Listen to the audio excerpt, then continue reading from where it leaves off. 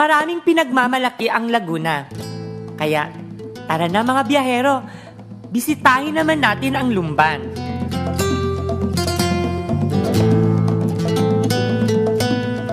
Ito ang ipinagmamalaki ng Lumban, ang kanilang mga tela na gawa sa pinya.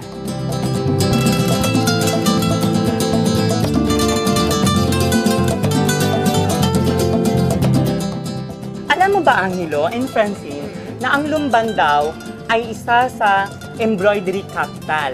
At dito daw natin makikita ang mga barong at wedding gowns na ini-embroid. Wow! Di ba nga? Oo nga eh. Nagawa rin daw to sa Husi at Pinya. Yes, Oo. di ba? First time niyo ba dito? Yeah. First time ko. Ako rin first time din. pareho tayo! Di ba Di ba? nakaka-excite? At ngayon makikita natin kung paano ginagawa. Ay, gusto ko Barong yan. Tagalog. Gusto mo rin? Yes, Nakasuot fancy. ka na ba ng Barong Tagalog? Yes, I will. Talaga? Yeah. Sige. Ako gusto ko wedding Tingnan gown. natin. Tignan natin. Tara, Let's go. Hello! Good afternoon! Ako ba si Francine? Hello po. MJ po. Hello po. Angelo. Kayo po ay? Miss Baby Buhawan. Ayan. Buhawan. Buhawan. Ayan. So, gano'n na po katagal itong business po ninyo? Ay, ako almost 20 years na. 20 years? Tagal na. Matagal na. Talaga. So, paano po nagsimula ang lahat ng ito?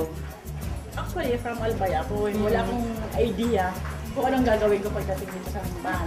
Since ang parents ko talaga, mag-ano kami sa business, pinag-aralan ko dahil ito ang main industry dito. Natuto ako. From then, business ko. Ang mga ginang ng tahanan na ito ay abalang-abala sa paggawa na kahit maliit na disenyo kanilang pinagtsatsagaan. Akalain nyo na madaling gawin ang tela mula sa pinya. Kaya naman, pang-export na rin ang mga ito na pinagkakakitaan ng marami dito sa Lumban, Laguna. Si nanay po dito ay siya po yung taga-drawing muna. Yes. Tapos pag na-drawing niya na po lahat, dito na po yung susunod. Yeah, susunod, embroider. Then, kalado. That one is kalado. Ano naman po yung kalado? Okay. Kalado. So after po nito, ano po yung next? Embroider. Ito muna. Ito. Yes. Na-drawing na siya, so ganun.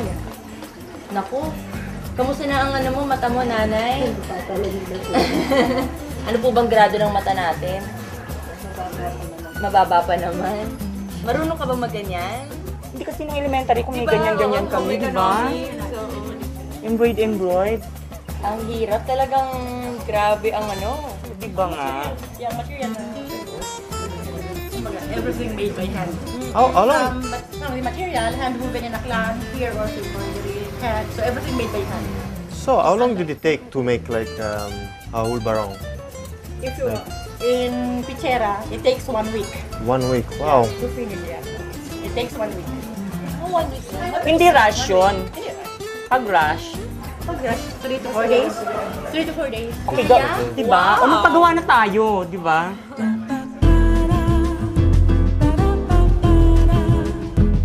Isa ito sa mga pwedeng dayuhin ng ating mga kabiyahero kapag napadpad sila dito sa Lumban.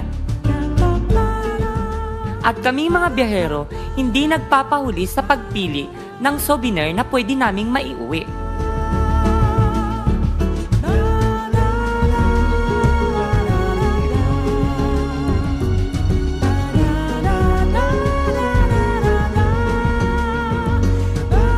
Charan! O, di ba? Oh, diba? Ganda. Summer Very nice. Ganda, di ba? Bagay. Is it normal? It's transparent. Transparent. yeah. Lalo kang gumwapo. Di ba nga? Mami Baby, baka pwede niyo pong invite ang ating mga biyaheros na pumunta po rito sa inyong lugar. Saan po kayo matatagpuan? Ah, yes. Everyone is invited to visit our place, Lumban. This one is Burgos Street, but my shop ako. Saan po yung Zamora shop? Street. Zamora Street. Zamora Street. Ano po pangalan ng inyong shop? Rose and Bordahan. Yun. How do you feel? It's comfortable. It's very soft.